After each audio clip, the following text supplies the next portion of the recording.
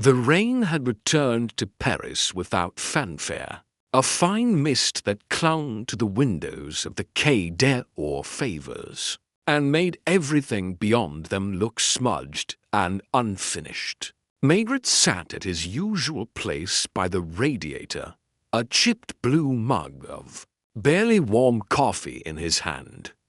He wasn't reading the report in front of him. He was watching the water run along the edge of the sill, listening to the faint hum of the building settling into its early morning quiet. Most of the other inspectors were still arriving, shaking off their coats, muttering greetings. It was a Tuesday, and Tuesdays had a way of passing unnoticed. He was due to meet Madame Maigret for lunch. They had agreed, or rather, she had decided on the brasserie near Rue Montorgueil, the one with the overcooked veal and decent wine. She liked the owner, a widow who always slipped her extra potatoes. Maigret had nodded when she suggested it, not really listening, content with the rhythm of things. He liked knowing what the day would be.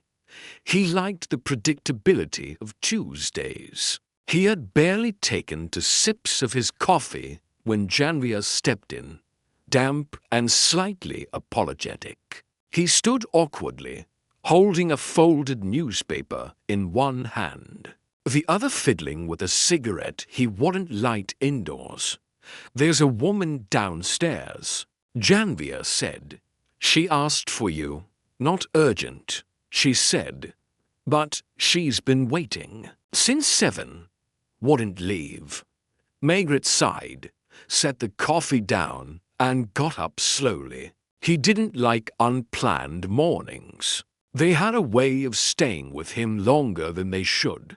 She was sitting stiffly in the lobby, her coat draped over her lap, though the room was warm enough. A woman in her 50s, perhaps, dressed carefully but not fashionably, like someone who once had good clothes and had taken care of them for too long. Her hands were folded on top of a worn leather handbag, and when Maigret entered, she looked up at him not with desperation, but with quiet expectancy, like someone who had rehearsed what to say too many times.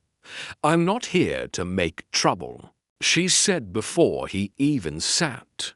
"But I found something. Or perhaps I remembered something." She introduced herself as Madame Vernieu. Her late husband had worked at a boarding house in Saint Mande, where they had also lived. He'd been the concierge, a quiet man who cleaned the stairs, sorted the post, and kept to himself. She said it with a kind of pride, but there was no grief in her voice. He had died 3 years ago, and she'd remained in the small back room they'd once shared, now doing part-time work for the new landlord. It was during one of those jobs, clearing out the last storage cellar for repainting, that she found the suitcase. Nothing special about it. A brown case, scratched, smelled of mildew. But it wasn't registered, not on the books. That cellar wasn't used anymore. I asked the new landlord. He said it had been locked when he bought the building. Maigret listened, nodding, not interrupting. It was the way she said it that interested him, the way her voice hesitated slightly. When she mentioned the smell, he lit a pipe and gestured for her to go on.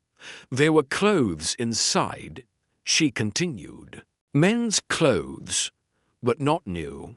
A grey suit, a shirt, socks, a shaving kit. And under the lining, it had come loose. I found a small packet of photographs, not many, just 5 or 6, all the same man." He looked. "I don't know. Serious. Maybe foreign." And one of the photos had a date on the back, June 1949. That had been 14 years ago. It wasn't enough to call it a case. But Margaret felt something. The tug of time mislaid. The suggestion of something left behind deliberately. It was too early for something so thin to matter. And yet, he didn't want to go back to his cold coffee. The woman wasn't hysterical. She hadn't come with demands or drama. She had come because something about that suitcase had pressed on her quietly, and she couldn't ignore it. He walked her out himself, promising he'd take a look. As he returned upstairs, he didn't go back to his desk. He stood by the window, watching a man below fix the awning of a florist's shop. There was something about forgotten things. He thought, not lost, but forgotten. That suitcase had waited in silence. That kind of silence had weight. He lit another pipe and said nothing. But the rest of his day was no longer predictable. The boarding house on Rue de la Republique was a long, narrow building wedged between a shuttered bakery and a convenience store that sold lottery tickets and hard bread. Its stucco facade was pocked with old repairs, and the front steps sagged with use. Margaret stood outside under his umbrella, letting his eyes adjust to the place. It was not yet 10, but the rain had thickened, falling in loose, slow drops. That gave the street a glistening sheen. A faint smell of damp plaster drifted from the hallway. Madame Vernew had already returned, and was waiting for him just inside, standing near the umbrella stand like someone who did not quite belong in her own building. She gave him a nervous smile and gestured for him to follow. They walked down a flight of stairs to the cellar, low-ceilinged, poorly lit. The kind of space that stored more memories than items. The suitcase sat where she had left it, just beside a rusted water heater. It was squat and brown, one corner dented, the leather handle cracked from age. He crouched before it. The clasps were stiff but opened easily. Inside, the contents were, just as she described, a grey wool suit, carefully folded, a white shirt stained at the collar, 2 pairs of socks, rolled tightly, a safety razor, a bristle brush, and a cracked leather pouch with a small comb and a bar of unused soap. There was no wallet, no identification. The photographs, wrapped in old newspaper, were tucked under the torn lining. Margaret unwrapped them and laid them on the floor, the paper still brittle with age. 5 black and white portraits, all of the same man. Oval face, thin lips, eyes, set slightly too close. In one, he was seated at a cafe table, looking away. In another, standing stiffly in front of a painted backdrop, the kind used in old studio portraits. And in the last, perhaps the oldest, he wore a double-breasted coat and a slight frown. On the back of that one, faint pencil handwriting. Due in 1949, Auteil.Maigret didn't speak. He simply nodded to himself and stood. Was there anyone here? Around that time? He asked softly. Madame Vernew looked unsure. So long ago, my husband kept most of the records. He burned many of them during the renovations. Said there was no need to keep papers for tenants who had gone decades ago. She paused. But I do remember. There was a man who stayed in the back room for a few months around then.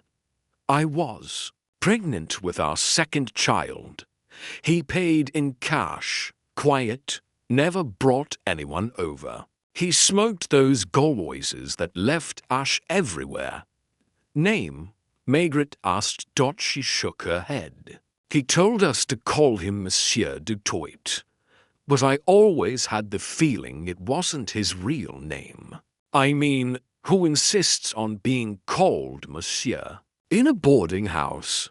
He left her at the cellar door and went up alone to the 3rd floor, where she said the back room had been. It was now used for storage, musty, lined with boxes and broken furniture, but still intact.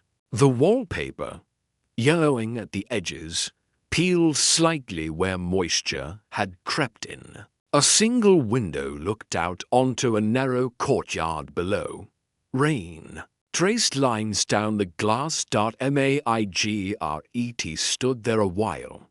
Nothing obvious revealed itself, but the silence of the room unsettled him. It was not the silence of abandonment, but the kind of stillness that held onto things. A drawer handle missing, a square of lighter wallpaper where a frame once hung, a long-forgotten suitcase in a locked cellar. It wasn't much, but it was something. Back at the office, he placed the photos in an envelope and handed it to Lucas. Without a word, Lucas, perceptive in his own right, knew better than to ask questions too soon. Have these checked, quietly, especially the one with the auto note. Focus on 1949. Look for studio records. Anyone matching this face? Lucas nodded and left. Margaret returned to his desk. The coffee had gone cold, and the radiator was now making a quiet hissing sound. He didn't move to warm the cup or light his pipe. Instead, he sat, the envelope no longer in sight, the room quiet but for the shuffle of papers and the scratch of pens. It had started with a woman cleaning out a cellar, and now the man in the photographs, this Monsieur du Toit, had a voice in Margaret's mind. Not a loud one, but persistent. Something about the suitcase felt too carefully packed for someone in a hurry to clean. And that torn lining, it hadn't frayed. It had been cut, deliberately, but for what? He did not know yet. But he was patient. The rain kept falling. It was 2 days before Lucas returned with anything worth speaking of, and even then, it was more a shrug than a breakthrough. The photo labeled due in 1949, O'Toole, had led him to a portrait studio that still operated under the same name, although now managed by the son of the original owner, a thin man with a balding crown and a silk scarf at his neck. He had obligingly pulled out the old ledgers at Lucas's request and leafed through the pages. With exaggerated care, there was no entry for the name du Toit in June of 1949, nor in July, nor any time around then. But one detail stuck out. The handwriting on the back of the photo did not match the studio clerk's hand, a distinctive, backward loop on his lowercase f, evident in all the archived notes. Whoever had labeled the photograph had done so elsewhere, possibly much later. Lucas passed on this observation without fanfare, as if offering Margaret the handle of a door they both knew might not open. Margaret said nothing. He turned the photograph over in his hands again, holding it near the window where the light cut across the grain of the paper. It was an old print, yes, but not so old as to be from the war. The man in the photograph, in that too stiff posture, reminded Margaret not of a criminal or a runaway, but of someone who had been waiting, or had been made to wait, That afternoon, he returned alone to Rue de la Republique. The rain had broken, and the air was heavy with the smell of wet stone and tired leaves. He found the boarding house unchanged. No one ever hurried to repaint the quiet ones, and Madame Vernew greeted him with the kind of small, cautious smile one reserves for men who have returned without warning. She led him back to the cellar. This time, he did not look at the suitcase. Instead, he asked her if there had been any visitors during the time Monsieur du Toit had lived there. Anyone who called for him, or waited outside, or came and went during odd hours. She shook her head, then paused. There was a man once, just once, she said. I remember it because it was raining heavily, not like today, harder. I had gone out to fetch milk, and when I came back, there was a man standing just under the eaves, smoking. He asked for Monsieur du Toit, not with urgency, politely. But when I told him du Toit wasn't in, he thanked me and left. Didn't wait. Didn't ask when he'd be back. Do you remember what he looked like? Not really. Hat, long coat. Looked older than du Toit, or more tired. She wasn't sure of the date, only that it had been just before her child was born. That would place it sometime in October or November of 49. She didn't mention it at the time, she said, because it hadn't seemed like anything. People came and went. Names didn't mean much in a place like this. Margaret thanked her and stood for a long while in the courtyard behind the building. It was no more than a square of cement with 3 scrawny trees. An old bicycle leaned against a wall. A broken chair lay beside a potted plant that had not been watered since spring, but it had the feeling of a place people passed through, not lived in. Later, at the Quai des Orfèvres, Margaret pulled a folder from the shelf marked Missing Persons. Most cases were resolved quickly, young girls returning to their parents. After a quarrel, men abandoning debts, the occasional suicide. But he scanned for names that had disappeared in late 1949, particularly men between 30 and 50. One, in particular, caught his eye. Henry Rabier vanished in October 1949. A teacher from Dijon, unmarried, quiet, kept few contacts in Paris. Stayed in a small hotel near the Gare de Lyon while attending a conference, or so he claimed. Never checked out. His belongings remained in the room, undisturbed. Among them, a grey wool suit and a shaving kit. But no photographs, no address book. The report had been filed by a colleague from Dijon weeks later. Nothing had come of it. Margaret sat back. It was not confirmation, but the coincidence, the suit, the time, the absence of identity, whispered to him.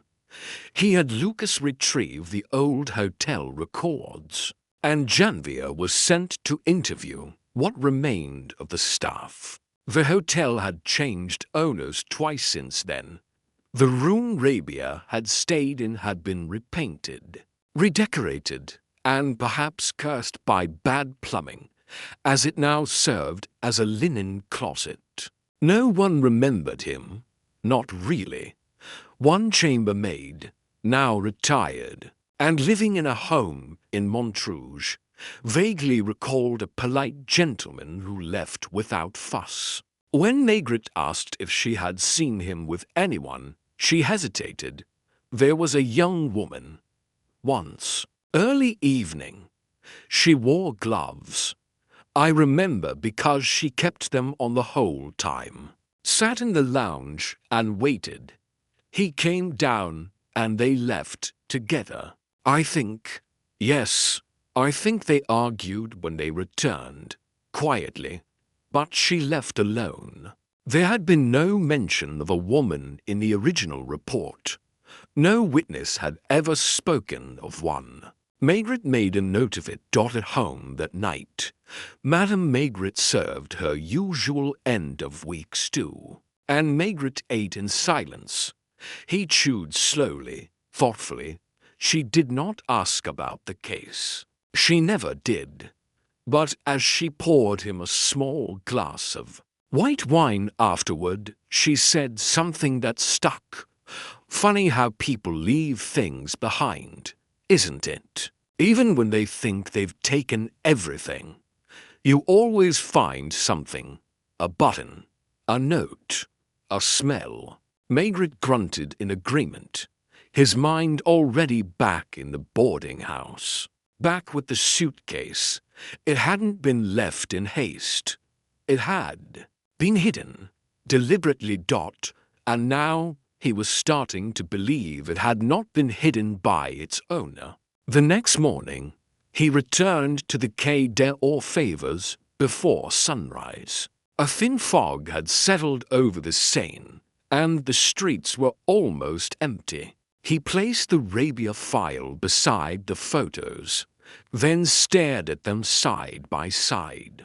The resemblance wasn't strong, but it was there, in the jawline, in the leftward tilt of the mouth. If the photographs were older, they might have belonged to Rabia, or to someone Rabia knew well, perhaps admired, or feared. He did not try to connect the dots too quickly. That was always the mistake of the eager. The suitcase, the missing man, the woman with gloves. None of it yet formed a picture. But there were edges now, fragments, the suggestion of shape. The case, if it was one, was not about murder, not yet, but it was about erasure, about someone being forgotten too precisely.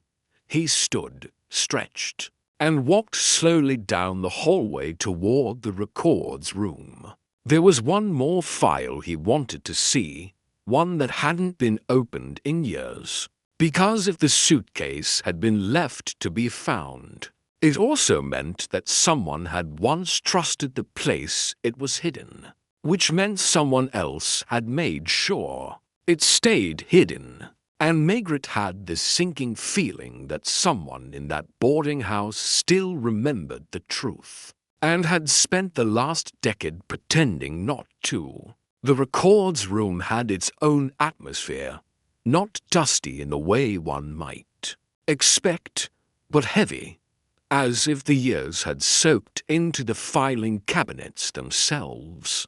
The clerk on duty, a quiet man named Barbet with nicotine-stained fingers and a perpetual cough, didn't ask questions. He simply nodded when Margaret appeared in the doorway and stepped aside. Margaret requested the files related to tenants of Rue de la Republique for the years spanning 1948 to 1950, municipal registration, utilities, census updates, police notifications.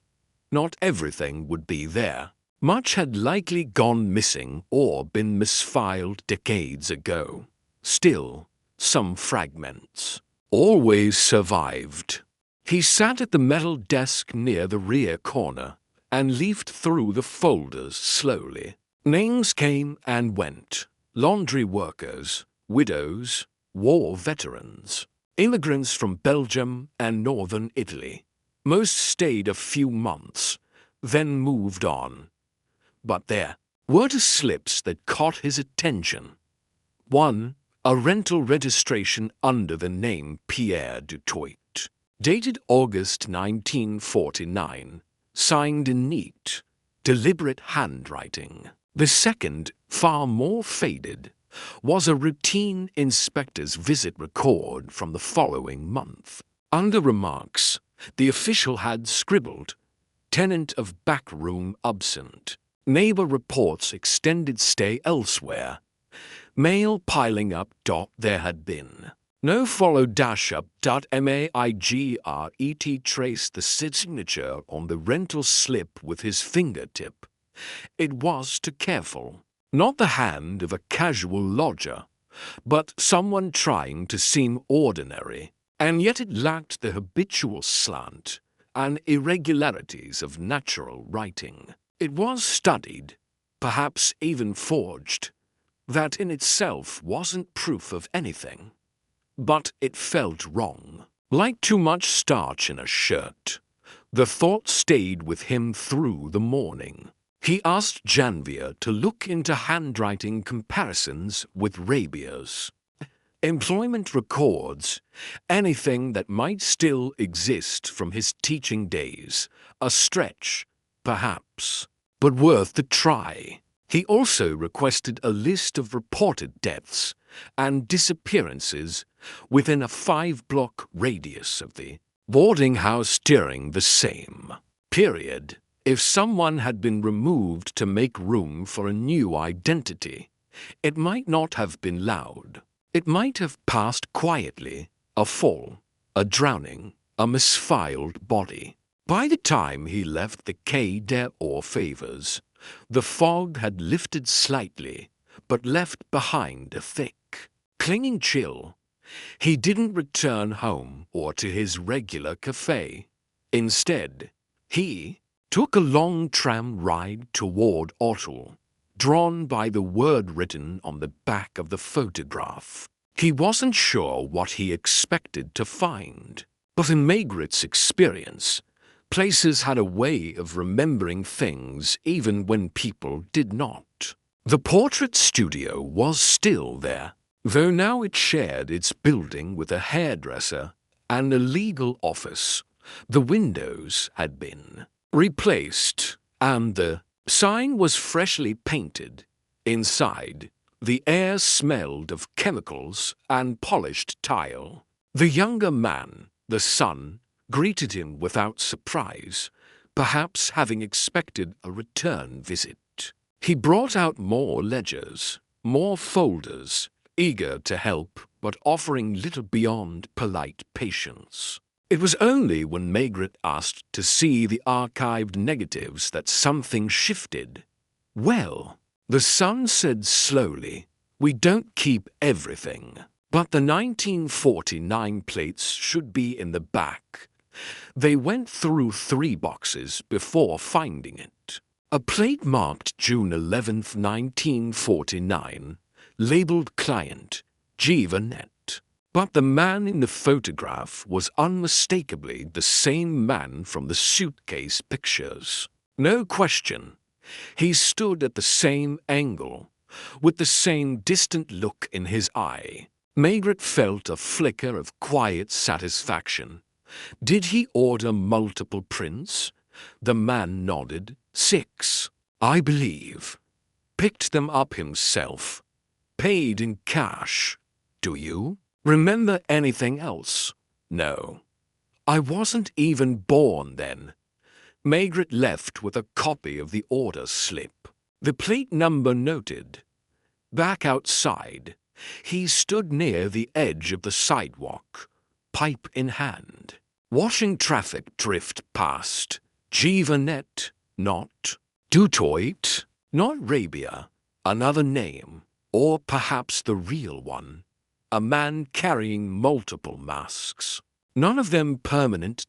By the time he returned to the office, Lucas had something to show him. There's a file, he said, from a minor burglary report in 1950, a cafe near Port Dairy. A waitress claimed her purse was stolen.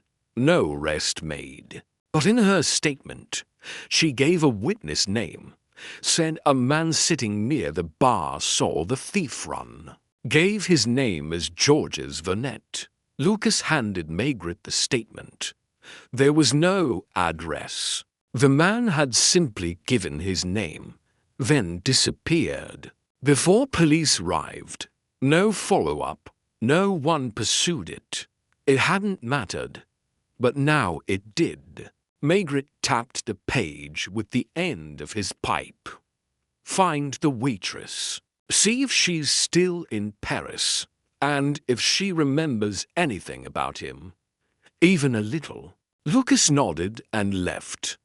That evening, Maigret didn't go home right away. He returned instead to the boarding house, standing once more in the hallway outside. The third-floor back room. He knocked. Madame Vernou appeared from the stairwell, surprised but not startled. "I was wondering," Maigret said, "if you ever noticed anyone else asking about that room. In recent years, not just the man in the rain."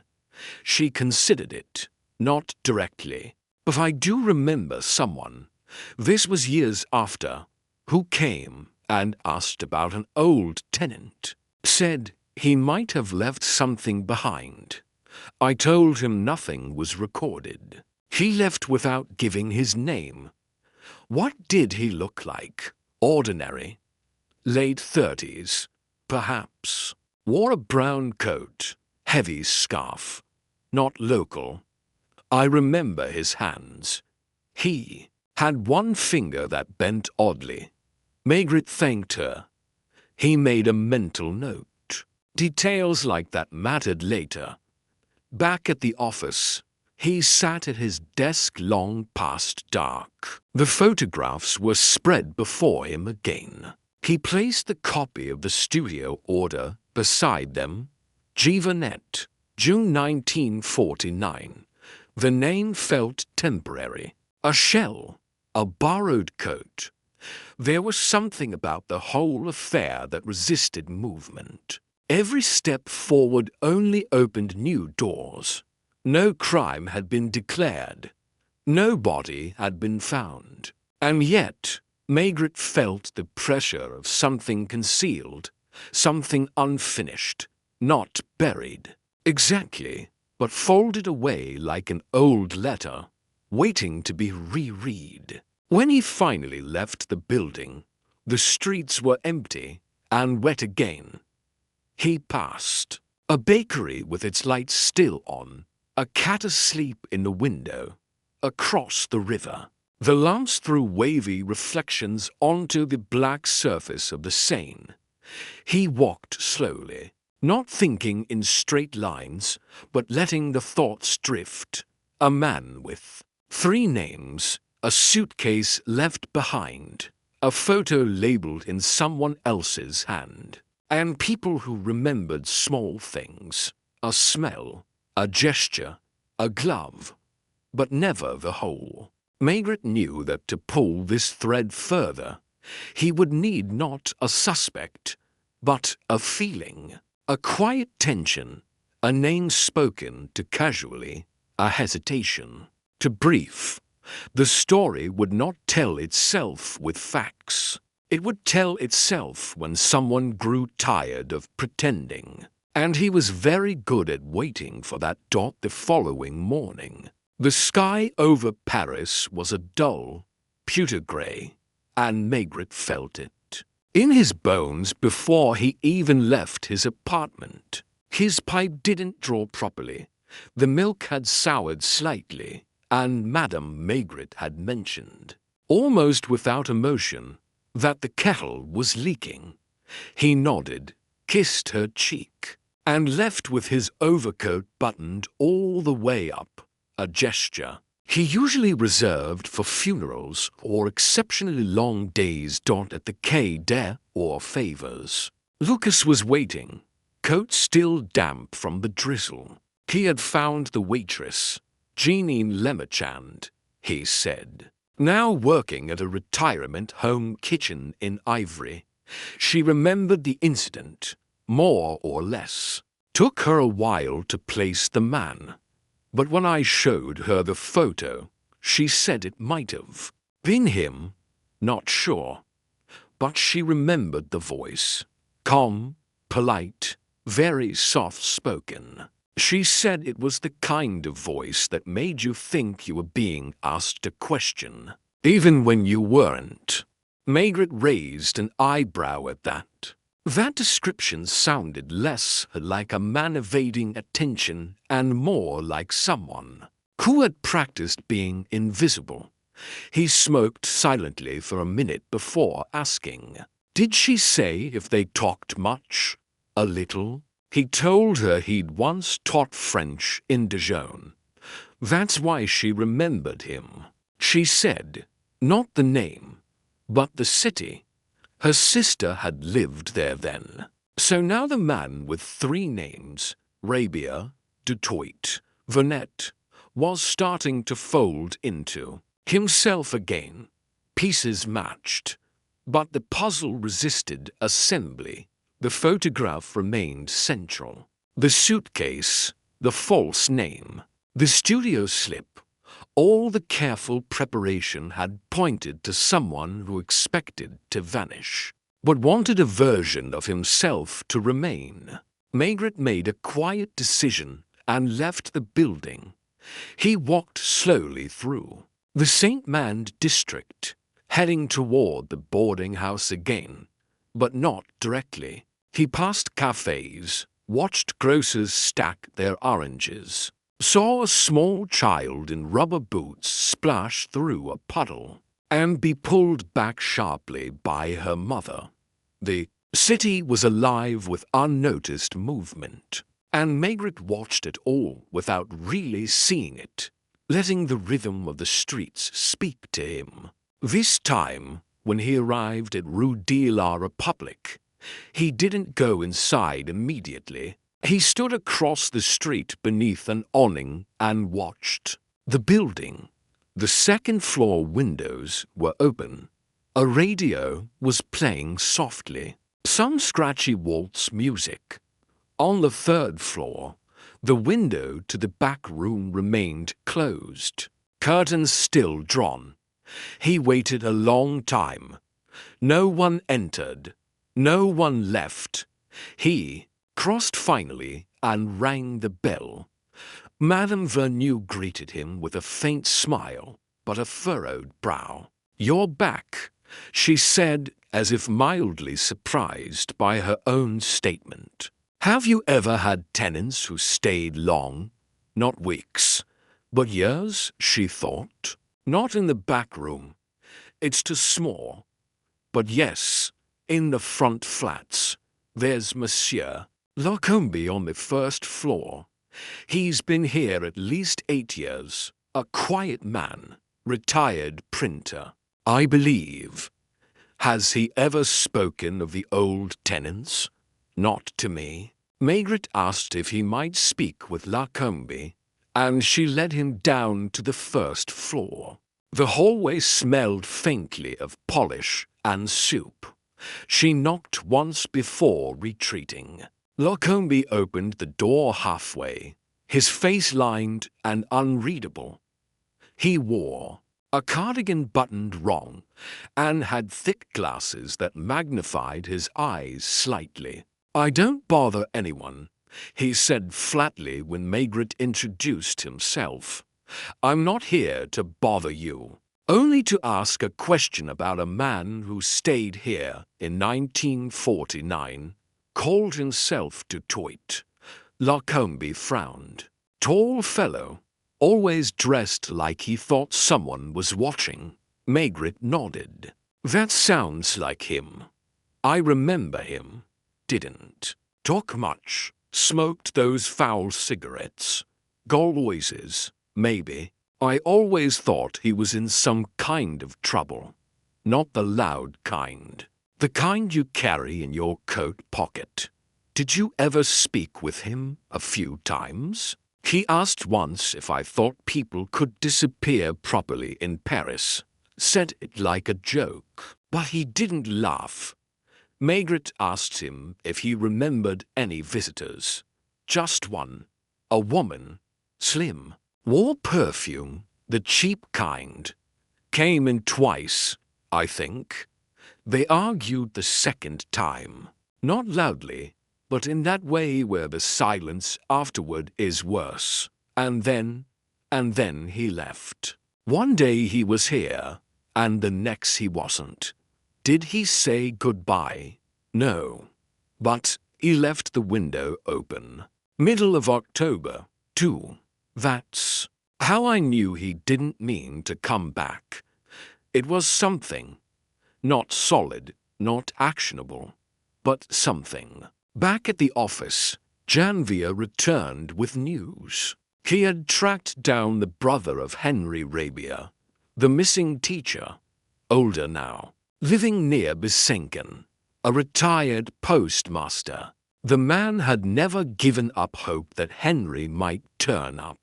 Even after all the years, when shown the photograph, he had stared at it in silence for nearly a minute before saying, simply, "That's him," or it was. "He looks thinner. Was your brother troubled?" Janvier had asked. He was disappointed. The man had replied, disappointed in the world. He had ambitions once, but after the war, everything turned out smaller than he thought. His letters became shorter. Then they stopped altogether. Maigret held the report in his hands. There it was.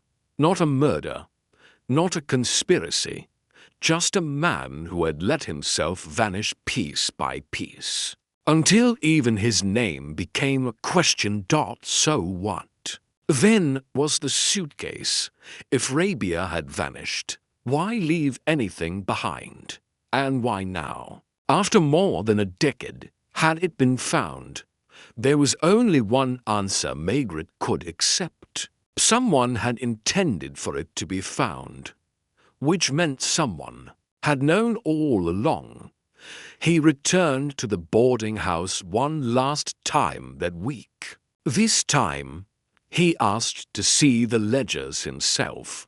Madame Vernew produced them, embarrassed at their state, dusty, written in various hands, half the pages folded or torn. He turned to 1950, mid-April, and there it was, between two other names. In a column labeled Miscellaneous Charges, linen disposal, one suitcase, burned. But it hadn't been burned. It had ended up locked in a cellar. Maigret looked at her. She looked back, pale. "I didn't lie," she said. "My husband did that. He said it was best. He didn't want the police sniffing around. Said there had been enough trouble already. I never touched it. I only found it this year when they opened the lower storage for repairs. Trouble?" She nodded once. "There was a night. I don't know everything, but I remember the shouting. And after that, Detroit was gone. My husband told me not to ask. That it was finished." Maigret didn't say anything. He closed the ledger. There would be more conversations, but not yet. He left her standing there, her hands trembling slightly as she held the frayed book. Outside, the street was quiet again. The suitcase, it seemed, had never truly been forgotten, only hidden, and not by the man who packed it. The air had turned sharper the next morning, the kind of cold that hinted at winter's approach without committing to it. Maigret stood at the corner of the Quai des Orfèvres and watched the barges slide down the Seine, their movement slow and steady. The city moved around him, indifferent. But in his pocket, the page torn from the old ledger burned against his hand like an accusation. Linen disposal, one suitcase, burned. That lie had survived. 13 years in a cellar, and now it had begun to unravel. He returned to his office and placed the ledger page on his desk beside the photographs. Janvier arrived not long after. shrugging off his coat and brushing damp flecks from his collar. He held a file, thin and stained at the edges. "Found something odd," he said, laying it before Maigret, a complaint filed anonymously in May of 1950. Address: Rue de la République. The note said a man had disappeared. No name given, no details, just a sentence. He went in and never came out. It was dismissed. No action taken. Maigret didn't answer at first. He reread the note carefully, then folded it back into the file. Did the handwriting match anything? No match in the system. But the paper was traced. Back then, it was only sold in a small stationery shop in St. Mand. Local clientele. He rubbed his chin slowly. Could it have been Madame Verneau? Janvier shrugged. Possibly, or someone else in the building. Someone who didn't trust the police, but couldn't keep quiet. He asked Janvier to check who was registered at the address in May 1950. Not just permanent residents, but boarders, part-timers, even unregistered guests. By late afternoon, Maigret received the list. 9 names. Among them, one stood out. Clemence Larocque, age 26 at the time, listed as a seamstress, boarder in room to be. Stayed only for months. No further records after 1951. Unmarried. No tax filings. She had simply disappeared from the city's rolls, as though swept. Off the table, he stared at the name for a long time. Then he rose, stretched his back, and went downstairs to the cafe across the street. Not for food or company, but because the smell of coffee and wet coats helped him think. He sat by the window, absently stirring a cup he never drank, retracing the story from the suitcase backward. The suitcase hadn't been forgotten. It had been sealed away. Someone had packed it carefully, not in panic, but with deliberate hands. The items inside weren't discarded. They were preserved, left behind. Yes, but not abandoned, hidden, perhaps with guilt, or perhaps with a desire to be remembered. And the false note in the ledger, that the suitcase had been burned, was a small lie designed to keep attention away. But the mistake had been in writing it down at all. Maigret returned to the office. Just before dusk, the light in the corridor had taken on that familiar late autumn hue. Too weak to fill the space, too stubborn to leave. Lucas was already there, reading through the city's archive on minor complaints filed between 1948 and 1952. Most were petty: noise, littering, broken fences, streetlight outages. But Maigret asked him to narrow the search. Anything that included Rue de la République and a woman's handwriting. After an hour, they found it, a letter, dated November 1950, unsigned, addressed to the district office. It claimed the landlord of a boarding house had concealed a tenant's disappearance. The letter was carefully worded, not hysterical, but insistent. It did not name the missing man. It did not mention violence. But it did include one line that made Maigret sit back in his chair. He was quiet and kind and frightened. He did not deserve to vanish. That was not the language of a neighbor or a bystander. That was the language of someone who knew the man, possibly cared for him. "Do you think she wrote it?" Lucas asked. Clemence Larocque. Maigret nodded slowly. "It fits."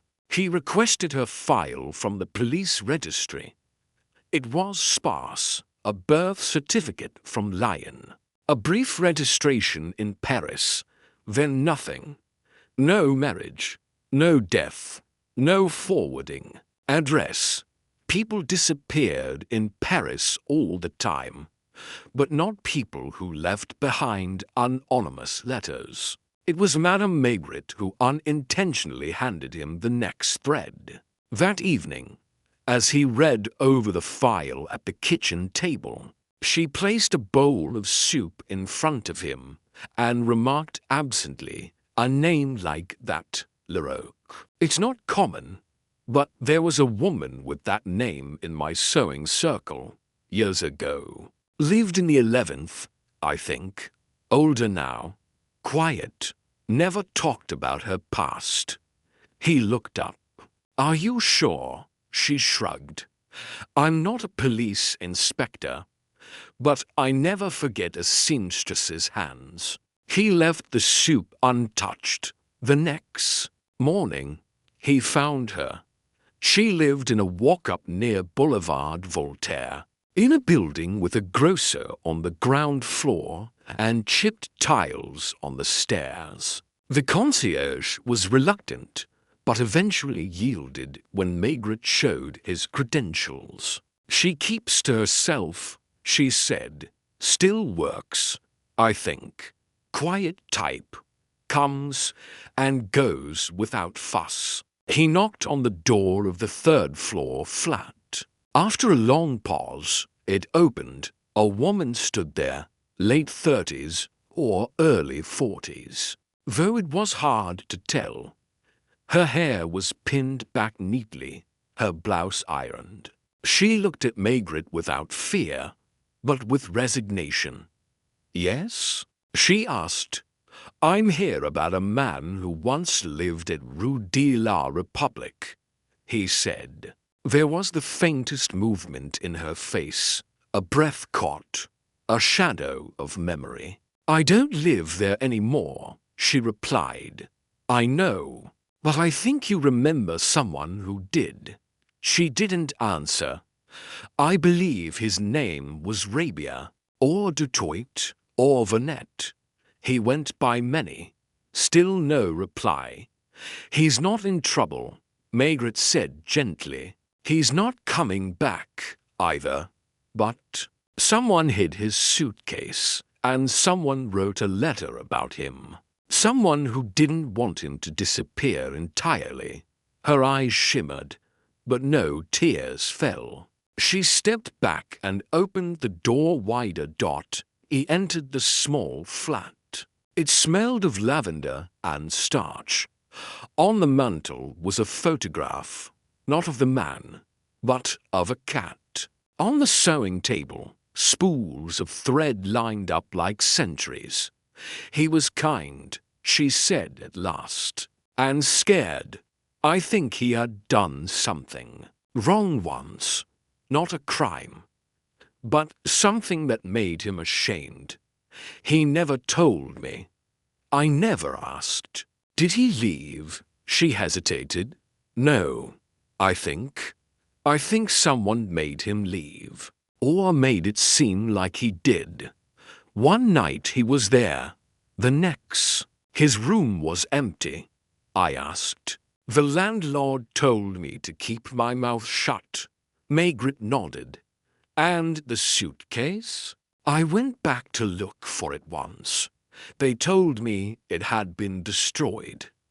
I didn't believe them." "Why write the letters?" She looked at him, finally. "Because no one else did." He stayed a while longer, asking few questions.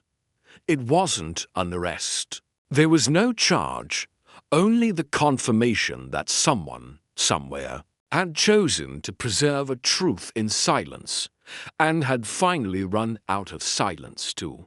Off a dot when Maigret left, it had begun to rain again, a soft, unhurried drizzle. He didn't open his umbrella. The water clung to his coat as he walked back at the office. He filed the report, but left the last page blank.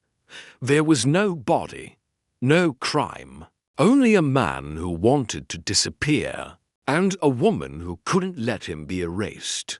Sometimes that was enough. The next morning, Maigret found himself staring out the rain-glazed window of his office without meaning to. The day had begun quietly, no sudden calls, no angry superiors, no fresh crime on his desk. And yet, the silence of the room felt different. He had written the report, filed the photographs, noted the testimonies, and still the matter hovered. Unfinished, there was no suspect, no victim officially confirmed, no paperwork that called for more than a glance. But Maigret's instinct told him that the case wasn't closed, because it had never really been opened. He thought of Clemence Larocque again, the way she had spoken, almost without emotion, but with a stillness that came only from years of carrying something alone. He believed her.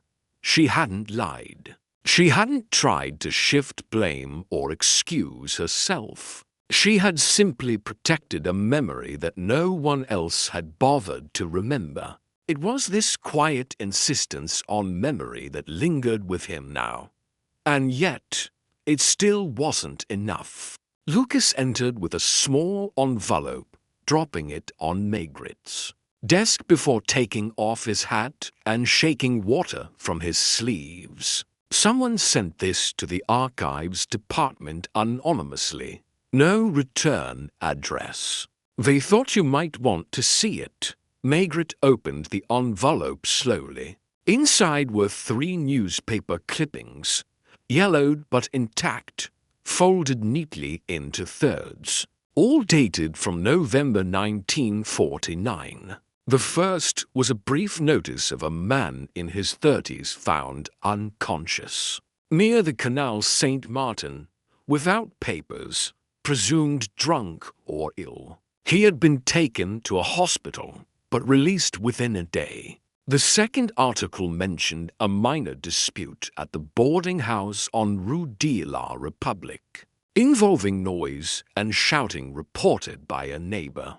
The third was a lost and found post, a woman claiming to have lost a gold earring near the same location. He placed them side by side, disconnected on their own, but together they painted a scene.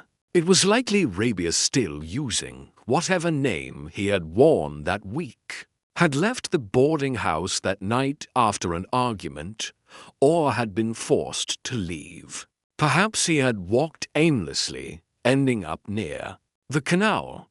Perhaps someone had followed. Whatever had happened, he hadn't vanished completely. He had surfaced for a moment in public view just long enough for the city to write him off as a drunk and move on.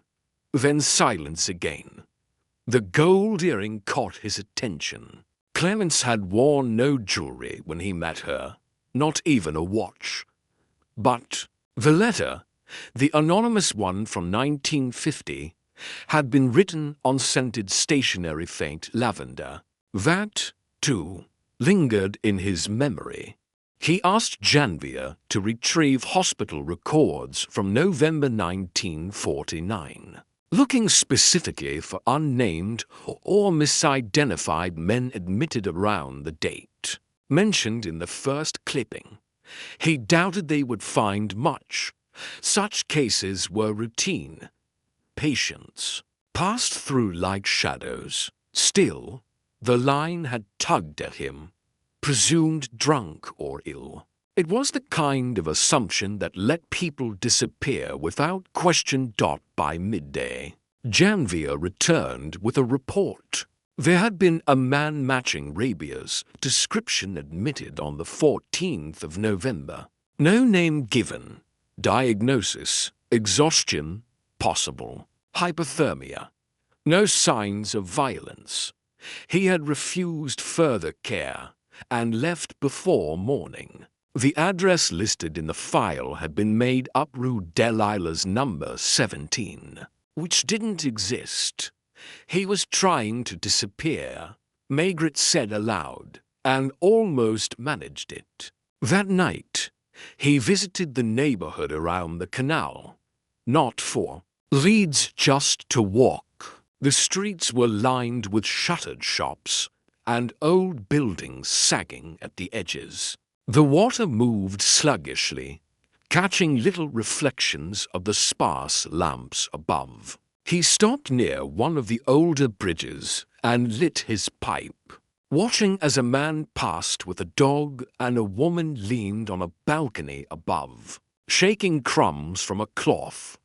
13 years ago, a man had stood here, cold and frightened, carrying the weight of something he would never speak aloud. He had changed names, suits, addresses, but not the look in his eyes. That much had survived in the photographs, and someone, perhaps Madame Verneux's husband, perhaps someone else had made sure he wouldn't stay. Whether out of fear, disgust, jealousy, or simple cruelty, the motive remained foggy, but the result had been clean. No crime to report, no body to find, only a suitcase hidden in a cellar and marked for destruction, forgotten but never destroyed. Maigret returned to the office the next day with a decision. He asked for all files related to the boarding house landlord now deceased. According to a note Madame Verneux had mentioned in passing, his name had been Émile Verneux, a wartime survivor, former petty officer in the Navy. Sparse police record one altercation in 1946. Dismissed. Tax records showed steady but modest income. But a smaller note in the personnel file drew Maigret's attention. A short internal memo from 1951.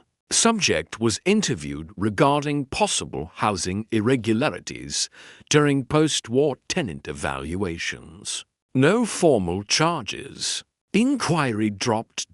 It didn't say what the irregularities were, but the date matched, and Maigret could picture it easily, a man uncomfortable with scrutiny, preferring things quiet. A man who would rather seal a suitcase in concrete than answer difficult questions. So perhaps it hadn't been murder. Perhaps Rabia had left of his own accord, or had been frightened into it. Perhaps the landlord had helped, or had simply looked away. But what gnawed at Maigret was this. Why keep the suitcase? Why not throw it into the Seine? Or burn it for real?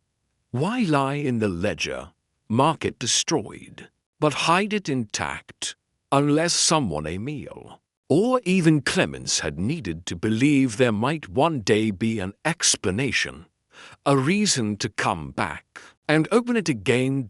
In the end, it was Clemens who gave the closest answer. Maigret visited her once more.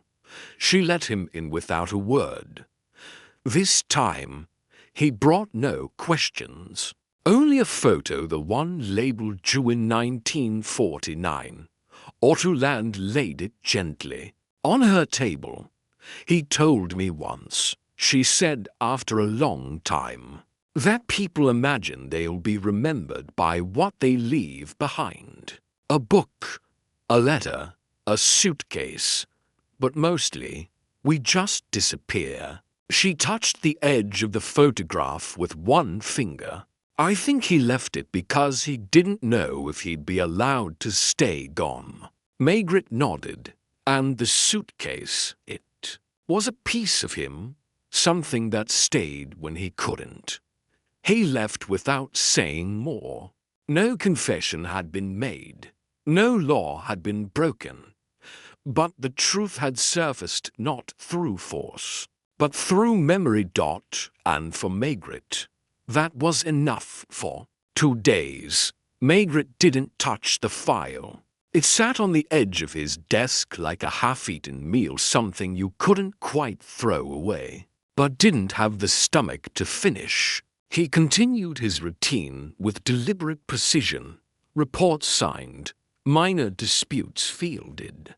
A street brawl near Belleville handled with a shrug and a short lecture. He even made time to visit Madame Maigret's sister in Claremont, where he ate overcooked roast chicken in silence and answered questions about his health that weren't really questions. Still, every time he lit his pipe, his mind returned to the suitcase. It wasn't guilt, exactly. He dealt with worse fates, colder disappearances, darker truths. But there was something about the way Rabier, if that was even his true name, had edged out of life, quietly, without resistance, that stayed with him. No fight, no final letter. Only items arranged neatly in a brown leather case and a sequence of names that seemed to dissolve under scrutiny. Most men left fingerprints. He had left silence. Late on a Thursday, after the office had emptied and the building had begun to hum with evening stillness, Maigret reopened the envelope containing the photographs. He laid them out again, 5 in total. The face was always the same, yet something shifted between them. In one, the man's collar was too tight. In another, the shadow under his eye betrayed a sleepless night. It was not the same man, not really, but variations of him caught on film. A man trying on versions of himself, hoping one would be enough to carry him forward. And still Maigret couldn't say who he had been. He leaned back in his chair and stared at the ceiling. Perhaps that was the point. Perhaps Rabier or Detroit or Vanette had wanted to escape not prosecution or scandal, but identity itself. The burden of being known, of being expected to remain constant, might have been too much. Some men drink, others disappear. He had chosen disappearance, but Clemence had remembered. Maigret found that thought stubborn. In the thousands of cases that had passed across his desk, most names were forgettable, even the victims. The city devoured them through paperwork, burial, forgetfulness. But this woman, this seamstress with steady hands and a silent apartment, had refused to forget. A man who'd asked her for nothing, not even help. She had watched him leave or vanish, and done what little she could to leave behind a trace. A letter, a lie about a burned suitcase, a refusal to close the chapter. That night, Maigret returned to Rue de la République not with purpose, but with a need to see. He didn't knock. He didn't ask for permission. He stood across the street beneath a crooked lamp post and watched the windows glow faintly with life. The third floor was dark. Madame Verneux's silhouette moved behind curtains. Somewhere above, someone was boiling water. Nothing had changed, and yet everything had. He remembered standing in the same place 13 days earlier, when the suitcase had first come to him, wrapped in quiet concern by a widow who hadn't intended to start anything.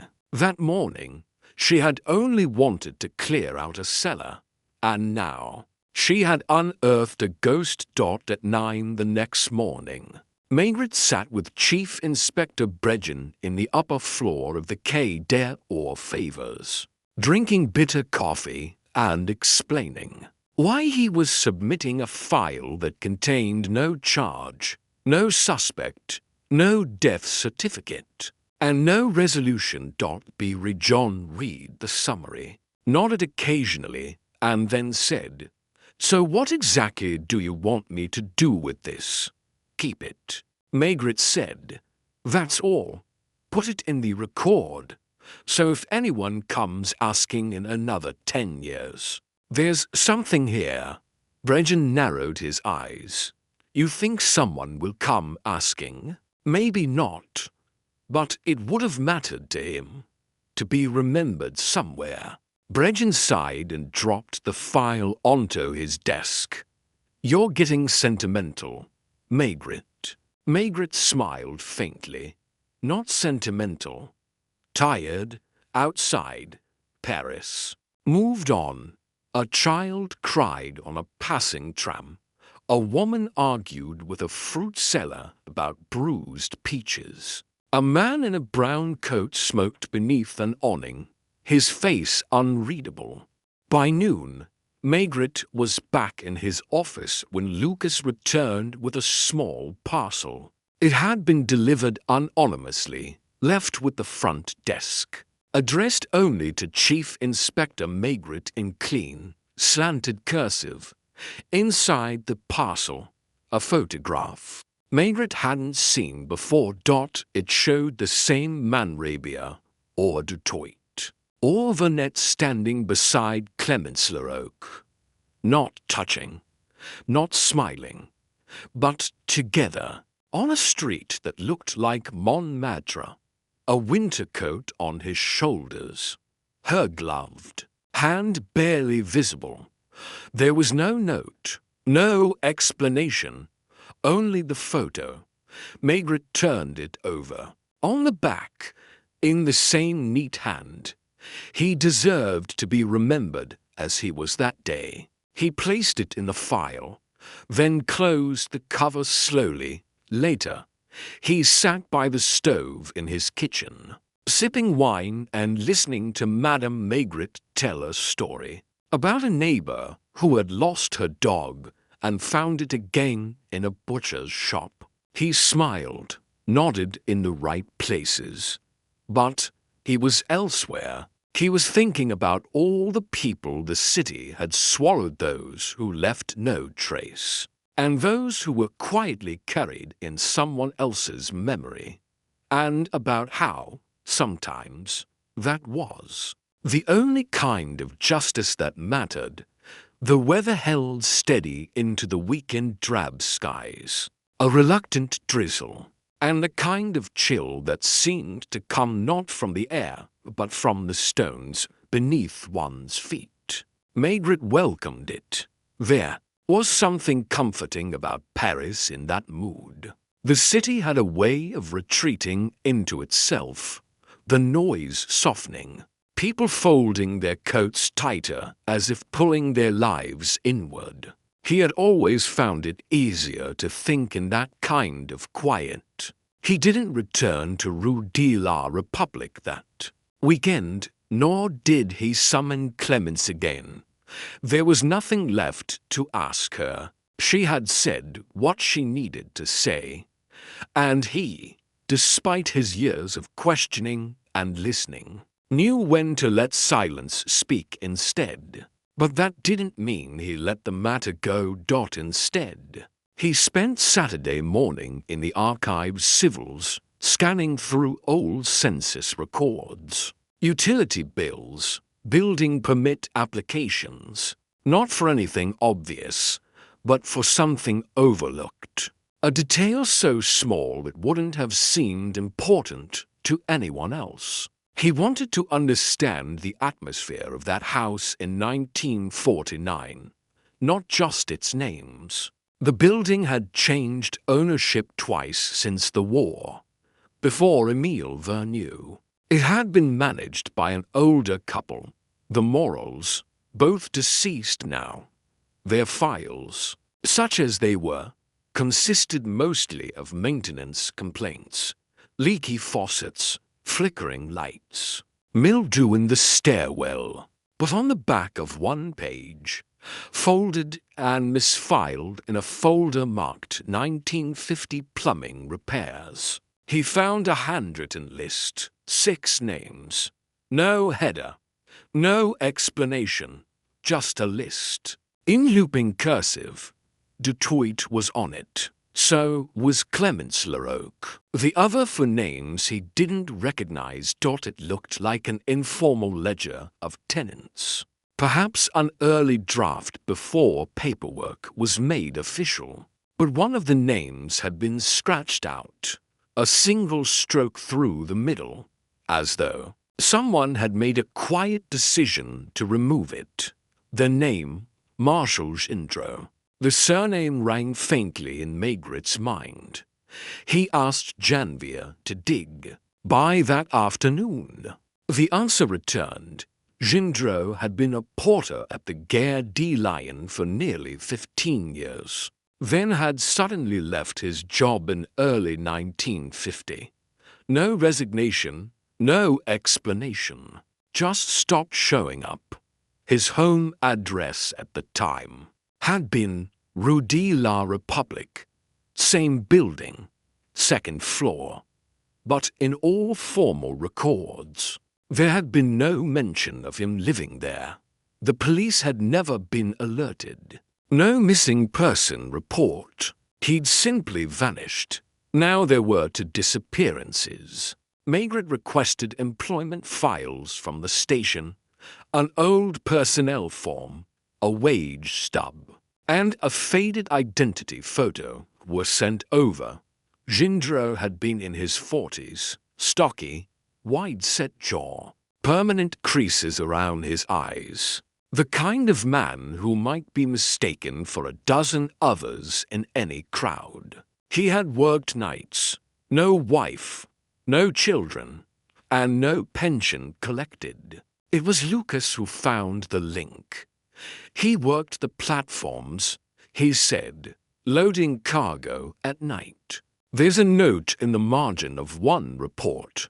He'd once been disciplined for helping a stranger carry luggage without authorization, a violation of protocol, not serious, but unusual. Maigret nodded. When, October 1949, the same month Rabia disappeared, he felt it then, the subtle shift in the case, like a curtain pulled back, revealing not answers, but the edge of a pattern. Suppose Rabia had not vanished in isolation. Suppose someone else in that building, perhaps Gindreau, had known who he was or suspected. Perhaps they'd spoken. Perhaps they'd shared secrets. Or perhaps, more darkly, Gindreau had tried to exploit him. A man living under an assumed name would be vulnerable, easy to manipulate, easy to threaten. Had there been an argument, a confrontation? Had it turned violent? And then what? Had Vernieu helped clean it up, or simply ignored it? Maigret went back to the building plans from the 1940s. He traced the cellar blueprints, noting the location of the storage rooms, the utility shafts, the old furnace chamber. It was Janvier who said it aloud. There was a crawl space behind the old boiler, disconnected now. They sealed it off in 53. He didn't hesitate.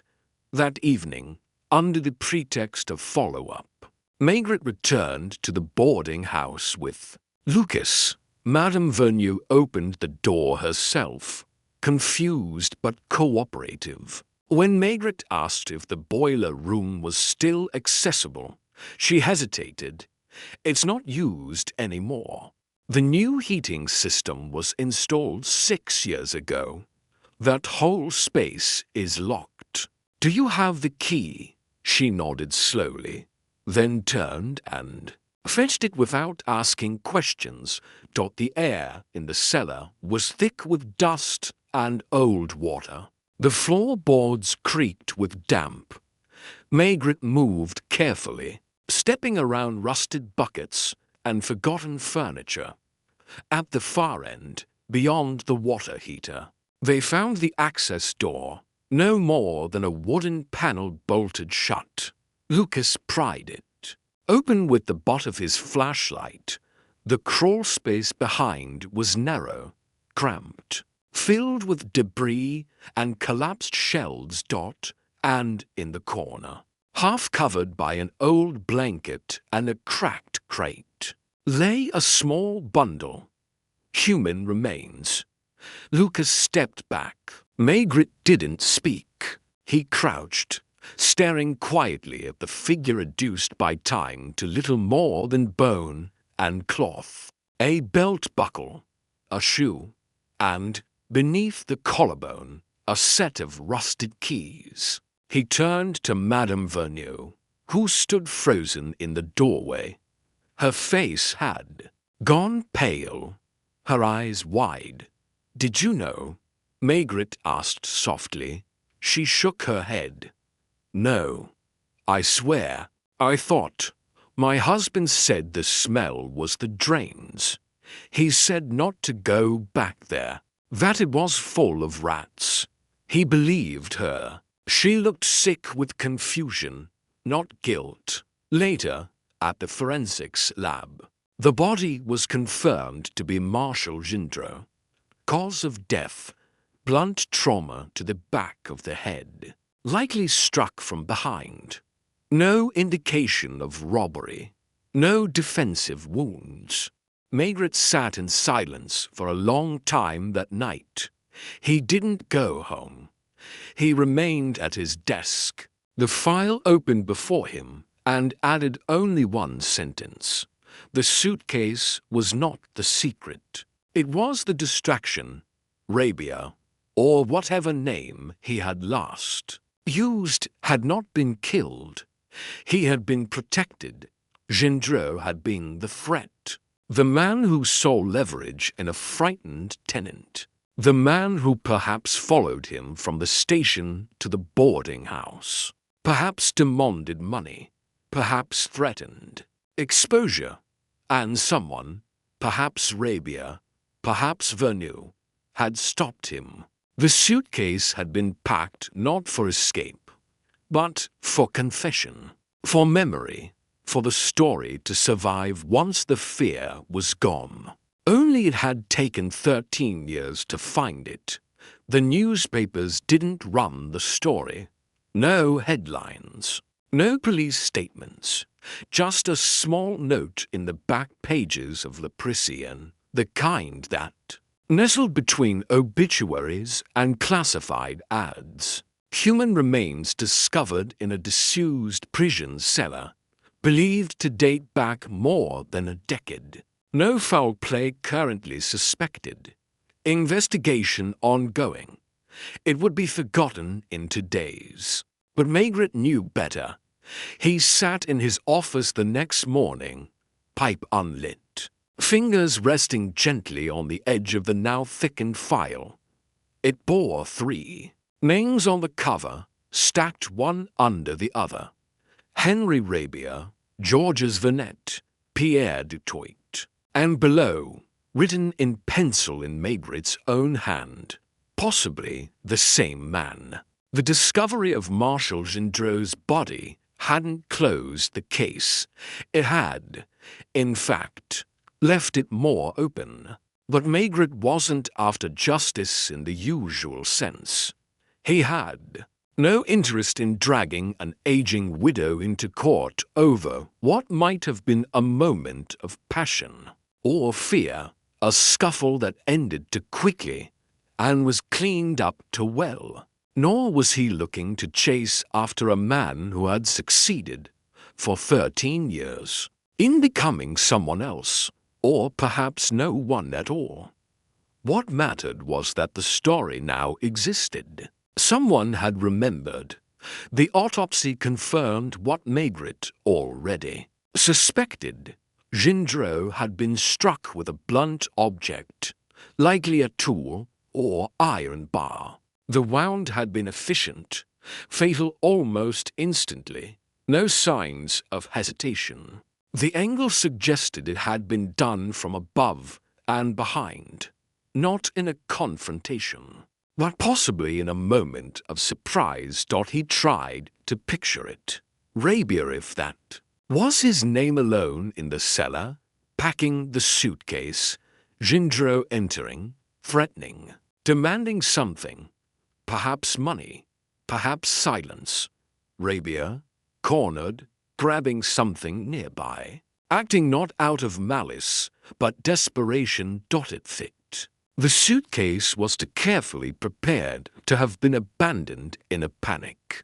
The blow must have come before it was hidden, or perhaps even afterward, uninterrupted escape, or a deliberate act, then a second separate decision to vanish, too. Let the world think he had ceased to be.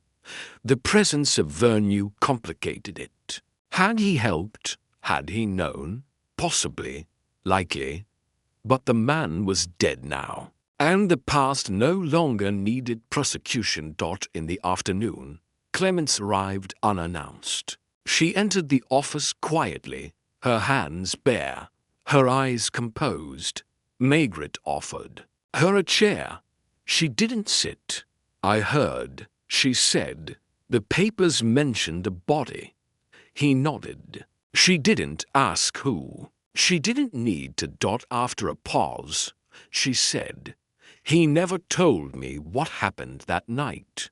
I thought maybe he had left because he couldn't trust me, or because someone had frightened him. I suppose now it was both. You protected him."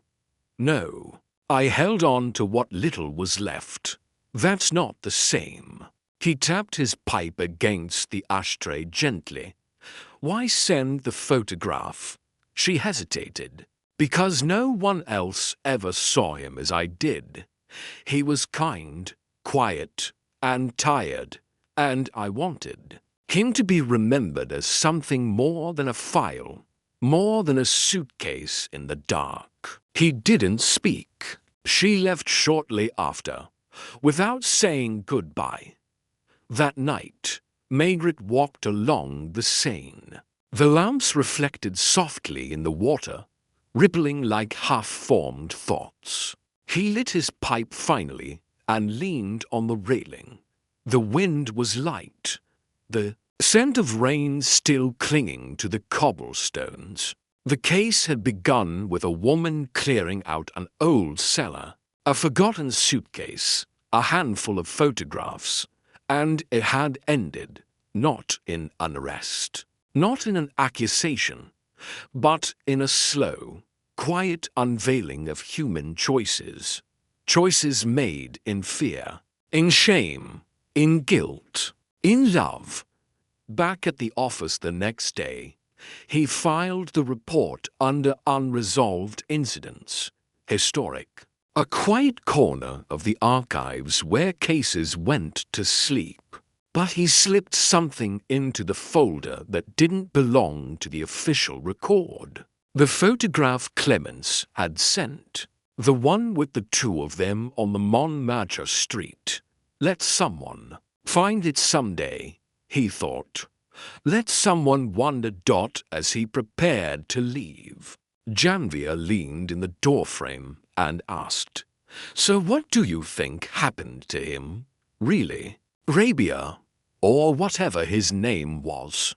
Margaret shrugged gently. "I think he stopped being a man with a name, and became a man with a suitcase, and then, perhaps, nothing at all." Janvier waited, then nodded and left. Margaret stood, stretched, and looked out over the rooftops. Paris looked the same.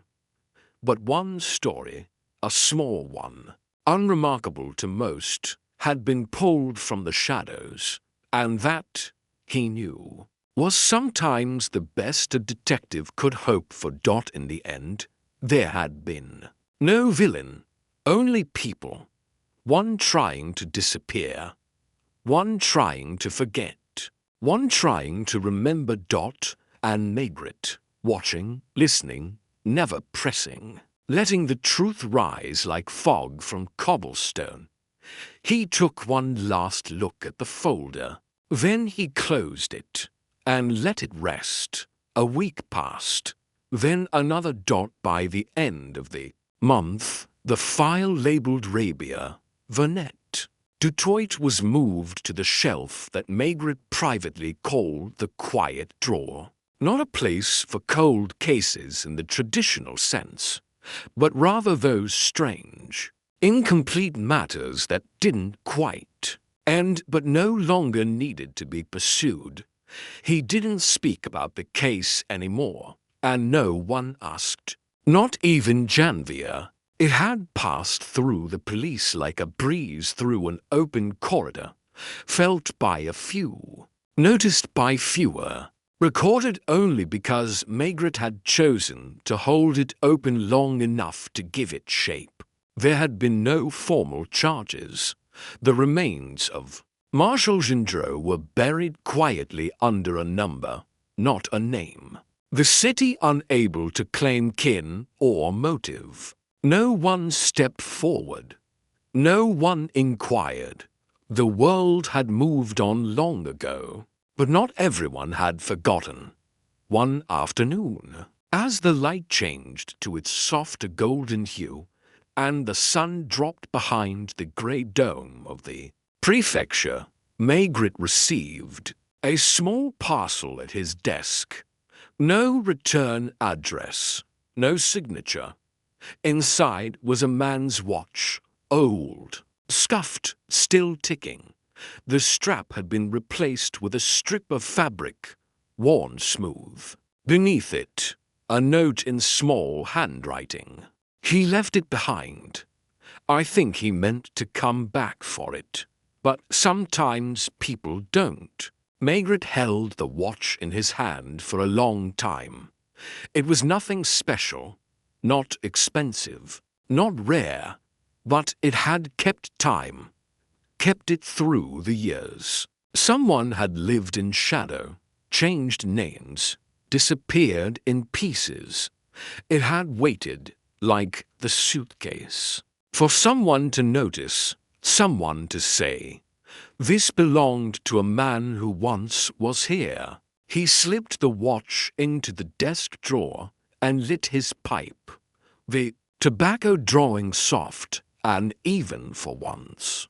A slow, steady curl of smoke rose and hung in the air. Outside, the city breathed as it always did. The distant buzz of traffic, the occasional clang of a trolley, the voices that never truly ceased even after the sky dimmed. He thought of Clemence again, not with pity, not even with admiration, but with recognition. She had done what the world often failed to do.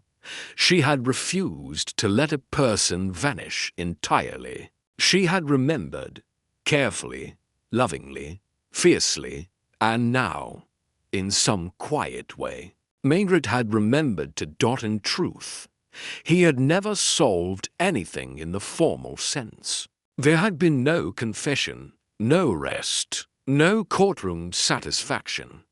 But something had been brought back into light, not justice, perhaps, but acknowledgement, and sometimes that was all people needed, to be seen, to be named, to not be buried twice. Later, in the warmth of his kitchen, Madame Margaret served him stew, and remarked that he looked tired. He said nothing at first, then smiled. "I'm not tired," he murmured, "just listening." To what? He paused, spoon in hand.